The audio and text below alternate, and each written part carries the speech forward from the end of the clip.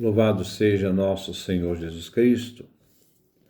Nós vamos fazer a nossa leitura do livro do Apocalipse de São João, capítulo 14, do versículo 14 a 20, nosso 46º encontro, o julgamento. Vamos ouvir o texto que nós vamos meditar. Versículo 14. Capítulo 14. Depois disso, olhei. Havia uma nuvem branca, e sobre a nuvem alguém estava sentado. Parecia um filho de homem. Tinha na cabeça uma coroa de ouro e nas mãos uma foice afiada. Nessa hora, outro anjo saiu do templo gritando em alta voz para aquele que estava sentado na nuvem: lança sua foice e ceife. Chegou a hora da colheita, pois a lavoura da terra está madura. Aquele que estava sentado na nuvem lançou a foice na terra, e a terra foi ceifada. Nessa hora, saiu do templo do céu outro anjo. Também ele tinha nas mãos uma foice afiada. Do altar saiu outro anjo, o anjo que tem poder sobre o fogo. Ele gritou em alta voz para o outro que segurava a foice afiada: lance a foice e colhe os cachos da videira da terra, porque as uvas já estão maduras. O anjo lançou a foice afiada na terra e colheu as uvas da videira da terra. Depois despejou as uvas no grande lagar do furor de Deus. O lagar foi pisado fora da cidade, e dele saiu sangue que subiu até a altura do freio dos cavalos, numa extensão de 300 quilômetros. Esse é o nosso texto que nós vamos refletir no dia de hoje. O julgamento, versículo 14. Depois disso, olhei. Havia uma nuvem branca, e sobre a nuvem alguém que estava sentado. Parecia um filho do homem. Tinha na cabeça uma coroa de ouro e nas mãos uma foice afiada. O capítulo termina com duas visões do juízo. Os versículos 14 e 16, os versículos apresentam a chegada do juízo de Deus com a imagem da foice. Os versículos 17 e 20 sublinham a natureza violenta da ira de Deus, com a imagem do lagar, onde se pisam as uvas para fazer o vinho. Essas visões servem para recordar aqueles que estavam sofrendo por negar a adorar o imperador, que sua fé em Deus e sua confiança na eficácia salvífica da morte expiatória do Cordeiro serão, sem dúvida, vingados. Isto é, Deus fará justiça aos seus fiéis. Aparece uma nuvem branca, com alguém sentado que parecia o Filho do Homem. Este é o Cristo ressuscitado.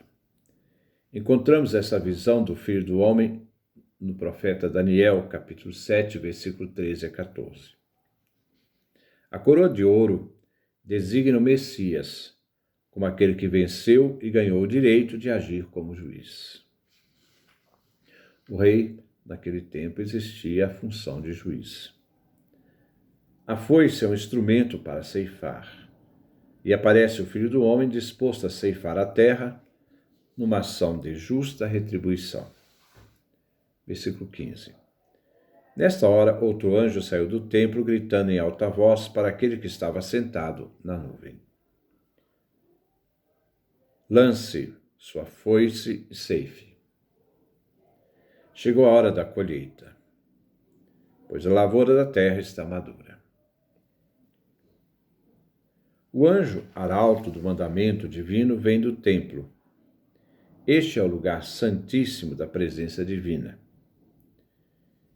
Com voz forte, diz ao que está sentado na nuvem, anunciando: chegou a hora, e a colheita da terra está madura. O mandamento segue a linguagem do profeta Joel, capítulo 4, versículo 13. Lancem a foice, porque a colheita está madura. No Antigo Testamento, a colheita era um símbolo do juízo de Deus. É o tempo de ceifar. É o momento exato determinado por Deus. Versículo 16. Aquele que estava sentado na nuvem lançou a foice na terra, e a terra foi ceifada. João declara que aquele que estava sentado na nuvem lança a foice na terra, e ela foi ceifada. Ele simplesmente declara que o Filho do Homem ceifou a terra. A natureza violenta da ira divina, versículo 17 ao versículo 20. Versículo 17. Nessa hora saiu do templo do céu outro anjo. Também ele tinha nas mãos uma foice afiada. Enquanto aquele que está sentado nas nuvens, o Filho do Homem, é o próprio Cristo, que traz a foice e ceifa a terra, na colheita, quem vai recolher é o anjo do templo celestial. As duas visões apresentam o mesmo juízo em perspectivas ligeiramente diferentes. A foice representa o juízo final, enquanto que a colheita chama a atenção do leitor sobre a natureza violenta da ira divina.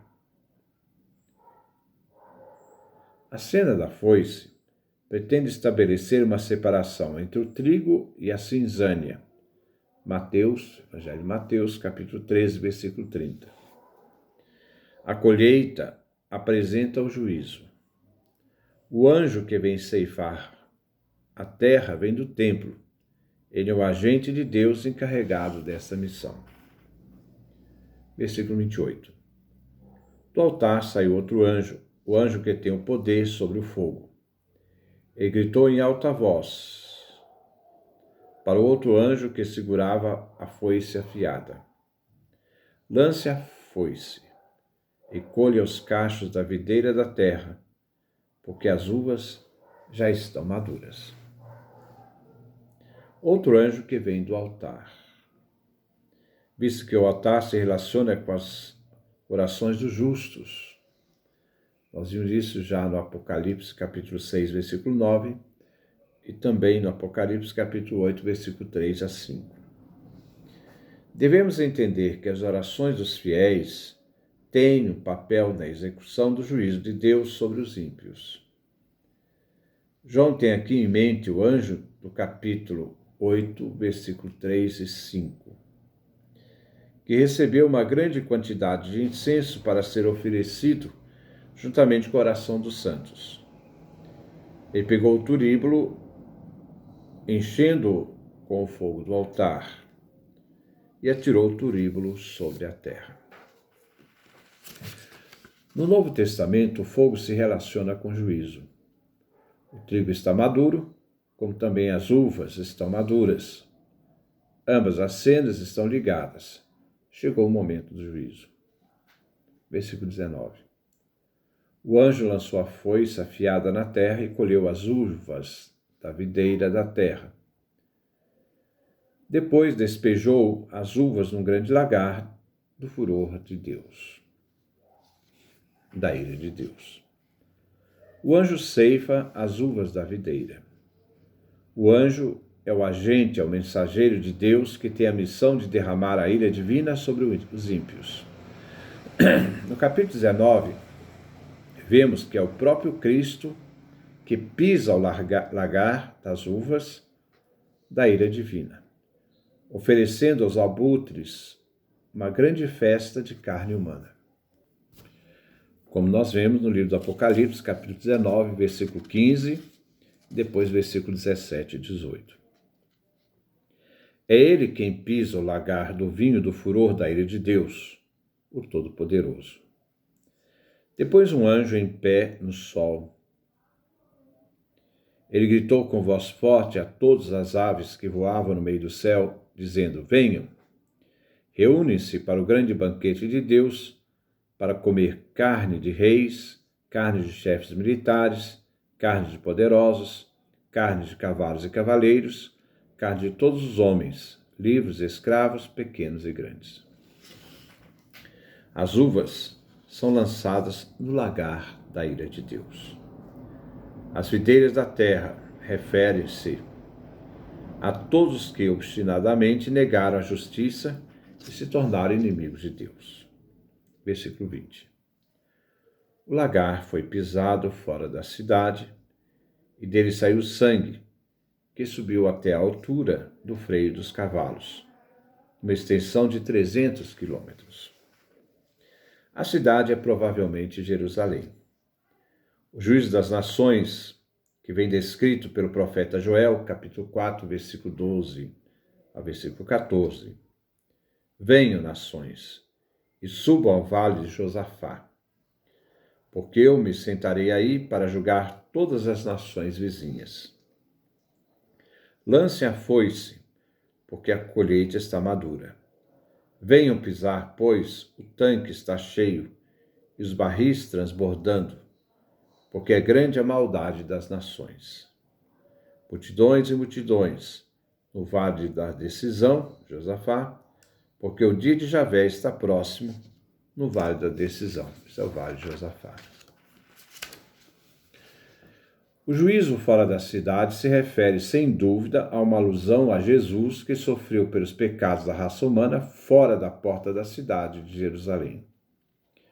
O juízo de Deus produz um fluxo de sangue tão abundante que alcança os freios dos cavalos e se estende por toda a região. O livro de Enoque, capítulo 100, versículo 3, fala de uma matança em que os cavalos andarão cobertos de sangue dos pecadores até o peito. A distância de 1.300 estágios, 300 quilômetros, o correto seria 320 quilômetros, essa distância representa a longitude da Palestina. Representa também o quadrado do número 4, o número da terra, 4 cantos da terra. O juízo de Deus, que se descreve de um modo ideal como um acontecimento que se desenvolve fora da cidade santa, que alcança todos os povos de todas as partes, dos 4 cantos da terra, e que estão fora da proteção divina. O juízo de Deus é certo. Diante das visões do capítulo 14, os seguidores do Cordeiro imolado, que está de pé, eles descobrem que no final eles vão desfrutar da imediata presença de Deus e do Cordeiro, que sua fé será vingada pelo julgamento que cairá sobre seus opressores.